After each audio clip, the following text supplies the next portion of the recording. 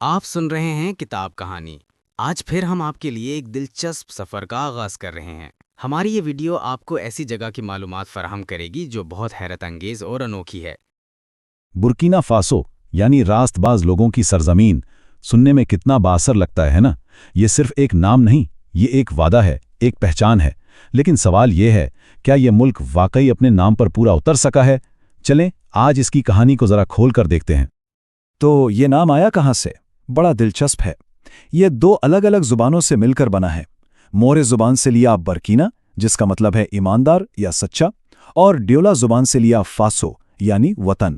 دونوں کو ملایا تو بن گیا راست باز لوگوں کا وطن۔ سوچنے کی بات ہے کہ یہ نام رکھا ہی اس لیے گیا تھا کہ ایک ایسی قوم کی بنیاد رکھی جائے جو اپنے اصولوں پر کبھی سمجھوتا نہ کرے۔ مگر افسوس کہ یہ جو اصولوں اور ایمانداری کا سفر تھا، یہ بالکل بھی آسان نہیں رہا۔ اصل میں برکینا فاسو کی تاریخ دیکھیں تو وہ سیاسی اتھل پتھل، بغاوتوں اور مسلسل عدم استحکام کی ایک لمبی الجھی ہوئی داستان ہے۔ اس سب کی شروعات ہوتی ہے 1960 سے۔ اس وقت اس ملک کا نام تھا ریپبلک آف اپر وولٹا اور اسے فرانس سے آزادی ملی۔ لیکن یہ آزادی، آپ جانتے ہیں، ایک نئے دور کا آغاز تو تھی، پر خوشیوں سے زیادہ اپنے ساتھ نئی مشکلات اور ایک نئی جد و جہد لے کر آئی۔ اور یہ مشکلات اس ٹائم لائن میں صاف نظر آتی ہیں۔ دیکھیں ذرا، 1960 میں آزادی ملی، پھر 1983 میں کیپٹن تھامس سنکارا ایک فوجی بغاوت کے ذریعے اقتدار میں آئے۔ یہ ایک انقلابی دور تھا۔ 1984 میں انہوں نے ہی ملک کا نام اپر وولٹا سے بدل کر برکینا فاسو رکھا، لیکن صرف 3 سال بعد 1987 میں انہی کو ایک اور بغاوت میں قتل کر دیا گیا۔ پھر 2014 میں ایک عوامی تحریک نے 27 سال پرانے صدر کو ہٹا دیا، اور حال تو یہ ہے کہ 2022 میں ایک ہی سال کے اندر 2 الگ الگ فوجی بغاوتیں ہوئیں۔ مطلب ایک مسلسل طوفان۔ استحکام تو کبھی آ ہی نہیں سکا۔ لیکن اس ساری اتھل پتھل کے بیچ ایک شخصیت ایسی تھی جو امید کی کرن بن کر ابھری۔ نام تھا تھامس سنکارا۔ انہوں نے صرف ملک کو ایک نیا نام ہی نہیں دیا، انہوں نے ملک کو ایک نیا خواب دیا۔ ایک ایسا خواب جہاں برکینا فاسو اپنے پیروں پر کھڑا ہو، خود مختار ہو اور کسی بھی باہر کی طاقت کی مدد کا محتاج نہ ہو۔ مگر افسوس، یہ خواب بھی ادھورا رہ گیا۔ 1987 میں سنکارا کا قتل صرف ایک لیڈر کا قتل نہیں تھا، یہ اس پورے ویژن، اس پورے نظریے کا قتل تھا۔ ان کے جانے کے بعد ملک واپس اسی پرانی ڈگر پر چل پڑا۔ ان کی لائی ہوئی تمام بہتریوں کو، ان کی پالیسیوں کو ایک ایک کر کے ختم کر دیا گیا۔ اور یہ سب کچھ ہمیں لے آتا ہے آج کے دور میں۔ اب راست باز لوگوں کی اس سرزمین کو شاید اپنی تاریخ کے سب سے بڑے، سب سے سنگین بحران کا سامنا ہے۔ ہوا یہ ہے کہ 2015 سے ملک ایک نئے دشمن سے لڑ رہا ہے، اور وہ ہے ایک پرتشدد جہادی بغاوت۔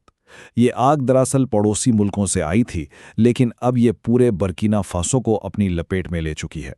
اس کی وجہ سے لاکھوں لوگ اپنے ہی ملک میں بے گھر ہو کر رہ گئے ہیں۔ اور اس بغاوت کا پیمانہ کتنا بڑا ہے، ذرا اس نمبر پر غور کریں۔ ملک کا تقریباً 40% علاقہ، جی ہاں 40% حصہ ایسا ہے جہاں حکومت کا کنٹرول پوری طرح سے قائم نہیں ہے۔ یہ صرف ایک عدد نہیں ہے، یہ اس بات کا ثبوت ہے کہ ریاست کی عملداری کتنی کمزور ہو چکی ہے۔ اور اس سب کا سب سے بھیانک اثر کس پر پڑتا ہے؟ عام لوگوں پر، خاص طور پر بچوں پر۔ 1.5 ملین سے زیادہ بچے، مطلب 15 لاکھ سے زیادہ بچے غذائی قلت کے شدید خطرے میں ہیں۔ یہ صرف اعداد و شمار نہیں ہے، یہ ایک پوری نسل کا مستقبل ہے جو اس وقت داؤ پر لگا ہوا ہے۔ تو اب تصویر کیا بنتی ہے؟ بالکل صاف۔ ایک طرف ہے وہ بلند خیال، راست باز لوگوں کی سرزمین، ایمانداری، غیرت اور خود انحصاری کے اصول، اور دوسری طرف ہے آج کی تلخ حقیقت، جہاں بغاوت ہے، بے گھری ہے اور بھوک ہے۔ یہی آئیڈیل اور حقیقت کا فرق، یہی تضاد شاید آج برکینا فاسو کی سب سے بڑی پہچان بن چکا ہے۔ لیکن ٹھہریں، کہانی یہاں ختم نہیں ہوتی، کیونکہ ان تمام خوفناک سرخیوں کے پیچھے ایک اور برکینا فاسو بھی ہے۔ ایک ایسا ملک جہاں ان تمام مشکلات کے باوجود ثقافت زندہ ہے، لوگوں کا جذبہ زندہ ہے۔ اس بحران کے گرد کے پیچھے اس ملک کی اصل روح، اس کا دل، اس کی ثقافت میں دھڑکتا ہے، اور شاید یہی وہ طاقت ہے جس نے اس قوم کو اب تک بکھرنے نہیں دیا۔